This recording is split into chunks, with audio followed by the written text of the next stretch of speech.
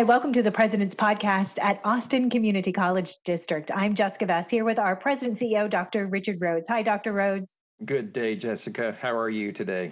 I am doing well. I'm excited because we have several of our students with us today and one of our professors as well. I'm excited about that because I got to read the bios on them and see what the challenges and what the opportunities have been. And this is an exciting conversation. We're talking today to get a feel from those who were firsthand in the experience of what it was like having to transition so suddenly in March to learning and teaching online. It's something that nobody really expected or could have prepared for, but it happened. With us today is Ashley Mattke, one of ACC students in manufacturing. We have Alijah Wilson, one of our ACC nursing students, and Professor Dusty Mills from Automotive Technology. Thank you all for joining us. Thank you. You know, Jessica, you were talking about the fact that, when we started the spring semester, almost nobody signed up for all virtual classes. And all of a sudden, mid-semester, right about the middle of March, we had 2 weeks to convert. And that includes, the faculty, staff, but it also includes the students. And so, some of the things that we want to talk about today are the successes and the challenges and the opportunities that arrived out of that. And what can we learn from this that's going to help us into the future as we move forward. But really, this is just a great conversation to have about what were your experiences and what happened. And if I could start and just ask Dusty one thing, because I was reading, teaching automotive technology, you almost think about that and you think, how in the world could you take that to a virtual platform? And yet you did. And it's amazing. Like the faculty and staff at ACC during this conversion just have been amazing to me in their ability to transform the delivery of education. And so, Dusty, can you just tell us a little bit about that experience and what it felt like to go through that? Well, sure. So I actually work with a program that teaches some military students. A couple of my classes do that. And we were teaching through spring break. Kind of when everybody was scrambling, we went hybrid at that point. So we kind of jumped the gun on everybody, and we had to shake it down pretty quick. It's not an ideal situation, but the students have an immediate need. It's a workforce program. They're literally trying to get jobs with these skills, and it's my job. ACC has directed us to give them the best possible opportunity to learn that we can, and that kind of means adapting to whatever challenges we're going to face. And again, automotive, it's a hands-on skill. It's not the best way to learn, but I want to give the best that I can, no matter what the challenges are. So I was reading that you even recruited your wife to assist you in producing. She became your producer. Is that right?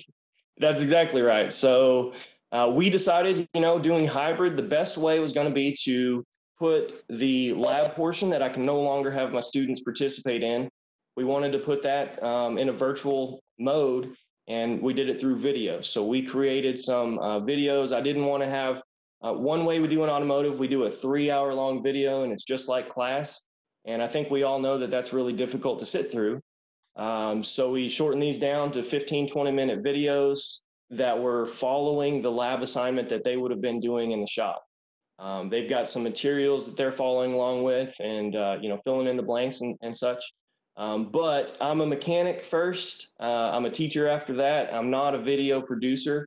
Luckily, my wife was a mass communications major in a past life, and she still has some skills, and I leveraged that for sure. We got her down here. She set up the shots, basically everything that's very time consuming and tedious and takes some skill and knowledge, she helped me out with. Oh, that's amazing. Well, congratulations. Thank you. That was awesome. Now, Ashley, so you're in manufacturing, automation and robotics. Correct. And working with Samsung. Correct. And so tell us a little bit about your experience. Well, it was kind of difficult at first because, like you said, it was mid-semester, and we have labs. And so we had to figure out how to make these labs where we could do them at home. And luckily, my teacher, she's amazing, love her to death. She found some simulators that we could actually simulate the labs online. So it was almost as if we were in class, and she would go through it during the class and show us how to do it. And then afterwards we could go and kind of mess around with it. And then, so it turned out pretty good. Oh, that's great. You know, that is a common theme. What you said earlier is this professor was amazing.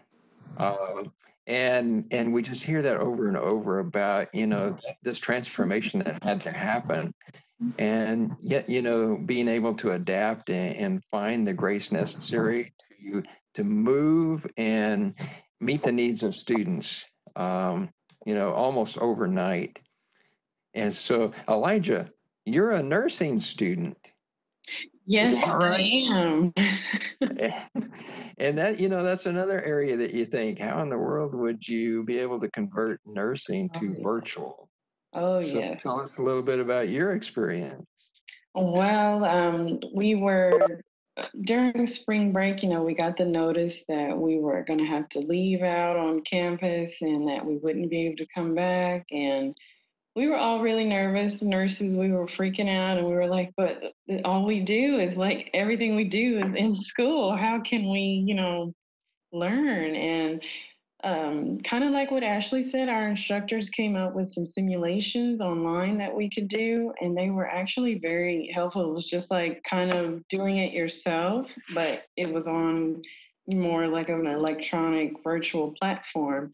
And that helped a lot. And also our instructors, we still did our lectures kind of normal like we would when we were in class.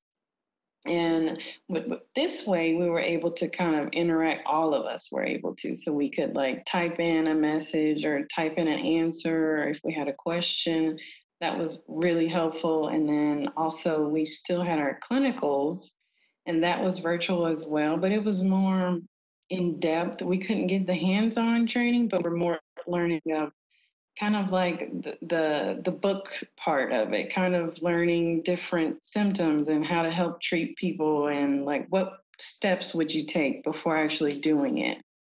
So it was really helpful, and it was really fun. And so, yeah, it went really well. Good.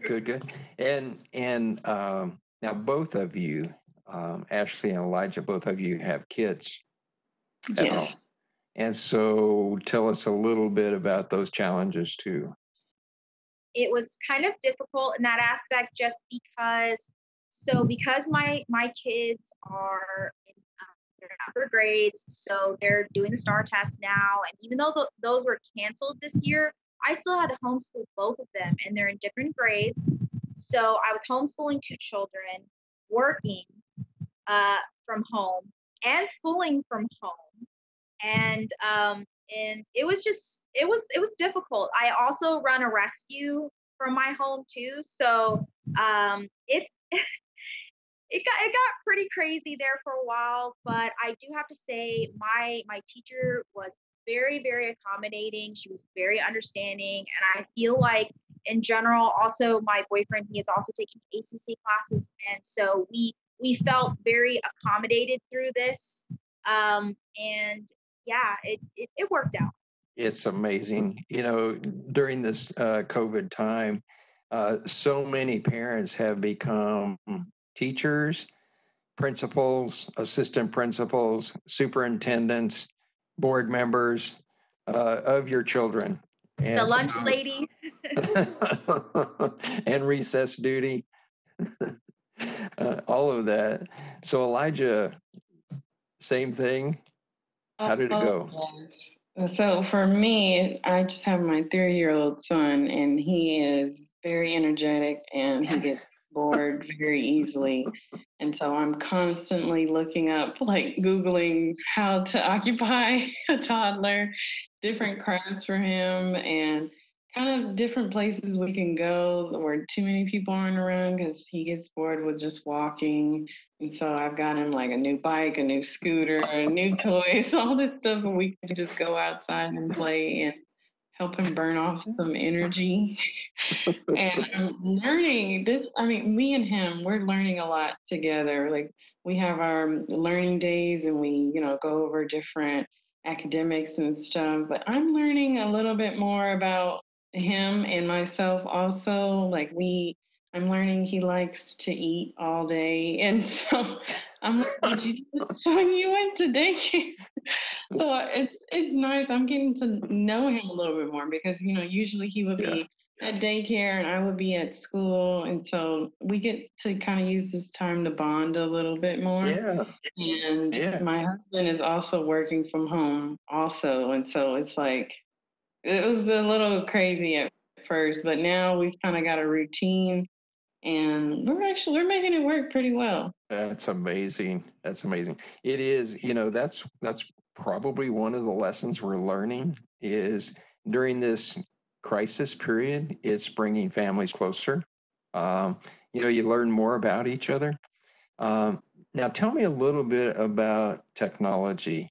Were you ready for this conversion, both from the hardware standpoint and through connectivity, the broadband that you had to have necessary to connect? How was that? Yes, it was. The equipment that I had worked very well. It still does. I actually just use like a MacBook to do everything. Okay. And so it works pretty well. I would just say now that we're doing more online work, I get more documents, more files and all that. And so I just have to keep up with the storage. But other than that, everything works pretty good. I don't have any issues ever connecting or getting something turned in. So it's working well. Okay. So you were digitally prepared. Oh, yes. For the conversion. Yeah. Yeah. How about you, Ashley? I was prepared. I did have internet service, but my only issue was that because there was 4 of us at home schooling and working, that I didn't have enough computer time.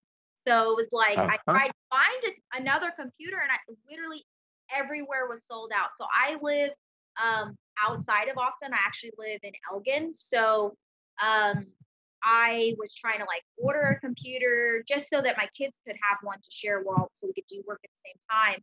And it took me 3 weeks just to find a computer, just a basic computer. But it worked out. And like I said, the teachers were very accommodating, and they did understand. And then also, I know ACC offered for tablets. So I did take advantage of that, and I did get a tablet. It was just a little hard for the kids to kind of understand how to use the technology. So that was a learning experience in itself because they're used to paper, in school. So right. But other than that, it worked out well, and I think it was cool because it was like we've been saying, it was a learning experience for all of us. Something new for them, something new for me.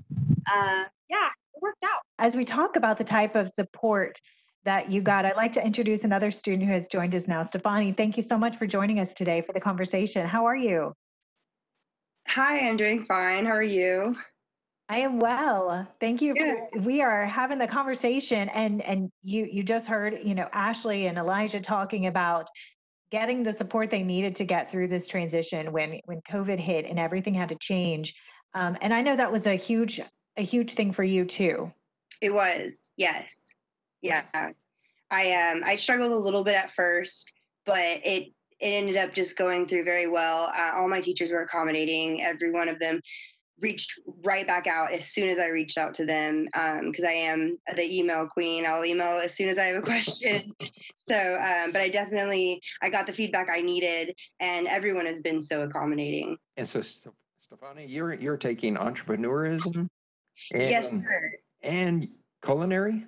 Yes. So it's a new degree. It's the entrepreneurship degree with a culinary focus. I was originally a culinary student, tried to venture off into the pastry side, realized I should leave that to the professionals, came back to what I wanted to do. And then when the entrepreneurship degree was offered, I jumped on it. I thought, what a good opportunity. Oh, that's great. That's great. So the transition, because when you started the spring semester, you were not taking online courses. No. Right? And I then, actually tried not to as much as I could. But no, it wasn't. But it was an experience, one where I do appreciate it almost. I learned how to communicate online a way that I never have before. Emailing is such a huge part of my day now. And in the morning, I never was the person that got up and checked my email or was on Blackboard as much as I should have been. So I've kind of took more time into that. And also my writing skills, I can probably say have developed a little bit better now. well, good. And so probably when you're thinking about entrepreneurism, probably the technology and being able to utilize it appropriately is probably one of the more important aspects. And so this was it forced you right into it, right in the middle of it, right? Yes, yeah, it did. It did. And it gave me a lot more time to actually put into it too, because everyone was kind of put off from jobs. I am in the hospitality industry. So all my jobs, I have a couple of them were all put on hold. So I was able to dive into my schooling. And like I said before, I still find appreciation in that. Even though there's all these bad things happening, I found time to find the good in it. Yes. So, and Dusty, I'm going to go back to you for a minute. What did you hear from your students? Because you gave them an opportunity to give you feedback about what you could do differently and what might help in this type of an environment. What'd you hear from the students? Well, I've had 2 classes. We did a hybrid class and went back and did full online. I did 1 class full online. So I got a little bit of feedback from that first group. And probably the biggest thing was we needed more interaction. Just simply going online and lecturing to students online is not what we're after. And so that second group, that was the big one, is just bringing them in. Somebody kind of mentioned, a student brought this up with me and brought this point and illustrated it for me really well. When we go to class, I've got a student for maybe 4 or 5 hours at a time in my classes, my long classes. And I'm a very important part of their day, and that class is very important to them. But once we went to distance learning, we are just another screen competing for their attention. So it was really kind of thinking it from that perspective.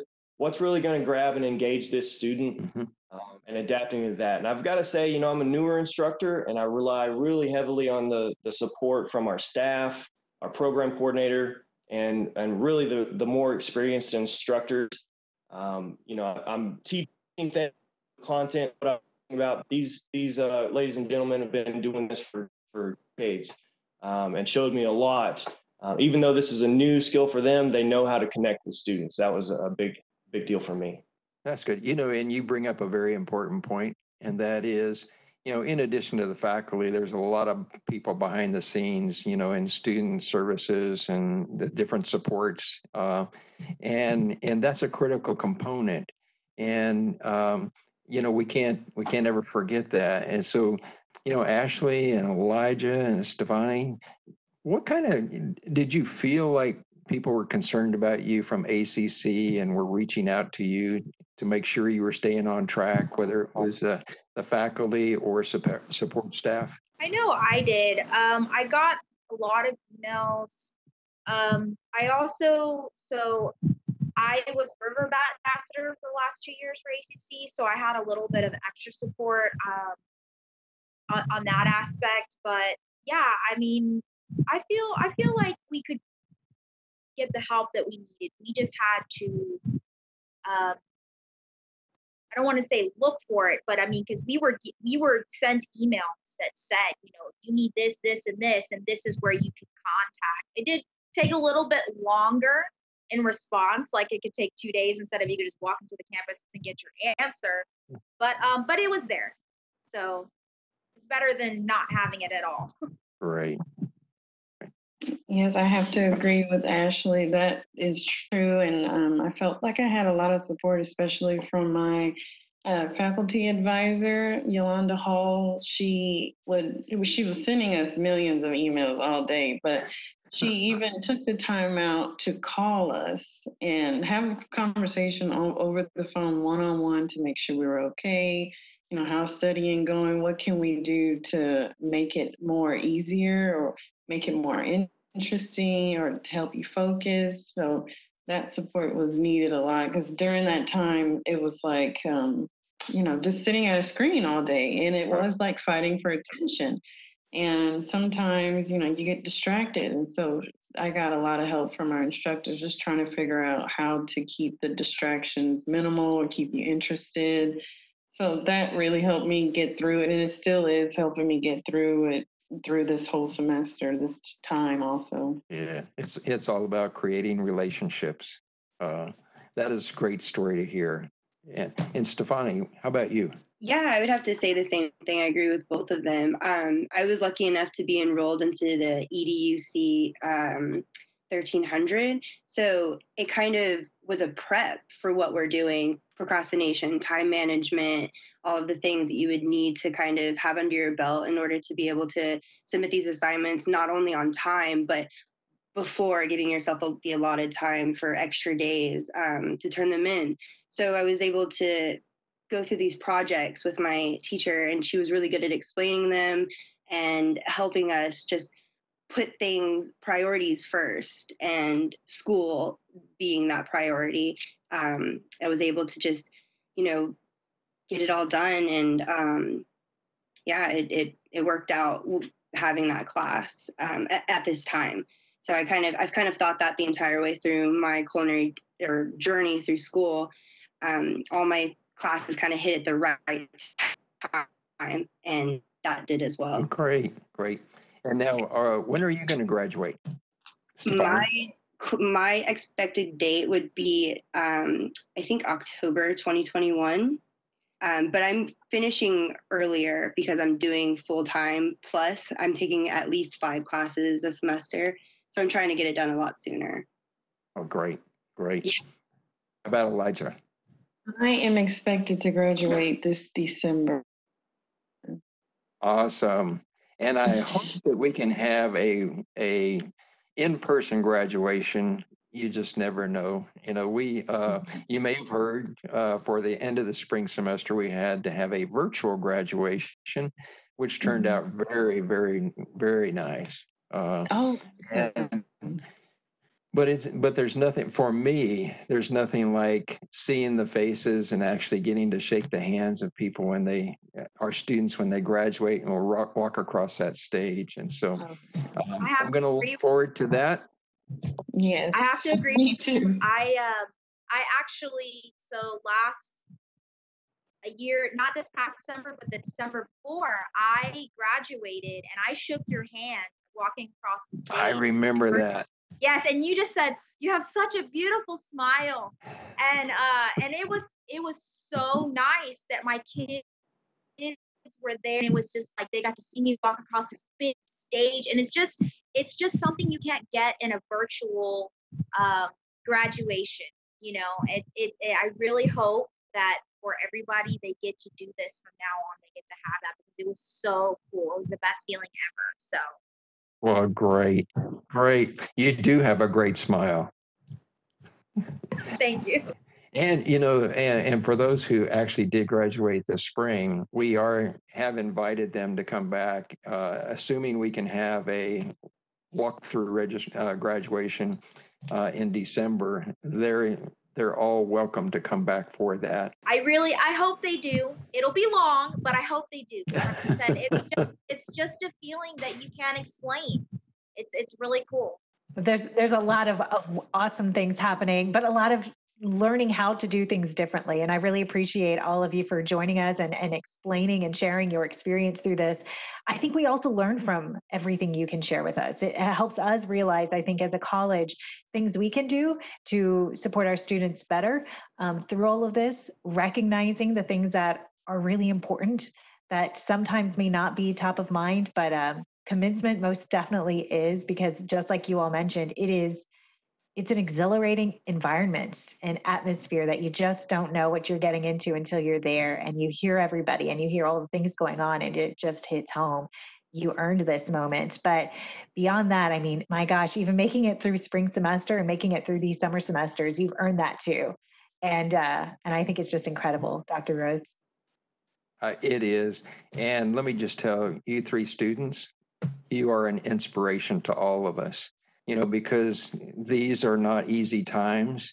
And yet you are persisting, and you're persisting with a smile on your face. Even though you're on the screen, I can see it in your eyes that you're going to be successful, that you have that dream and you're going to make it. And I just want to say to Dusty too, amazing what you did. And you're an example of the faculty that we have at ACC that do whatever is necessary to make sure that our students are wrapped in student success and embraced, to make sure that they can be successful and actually achieve their dreams. And so thank you, Dusty, for that. And thank you, Jessica. Once again, outstanding. I mean, these are our students and we love them and we're going to help them make it to the finish line. Absolutely. Dr. Rhodes, thank you for hosting another one of your President's podcasts, at this time, a virtual environment. And we'll continue doing everything we've always done, just in a virtual atmosphere until we can all be back together again. Thank you for joining us for the President's podcast. If you are listening to us, be sure to check out the podcast on ACC TV. And if you're watching us on ACC TV, check out the podcast. It's on SoundCloud. You can also find it on our website at austincc.edu/podcast. Thanks, everyone, again, so much for joining us today. We appreciate your time and we appreciate your insights and perspectives. Thank you so much. Have a good one, and we will see everyone again next time.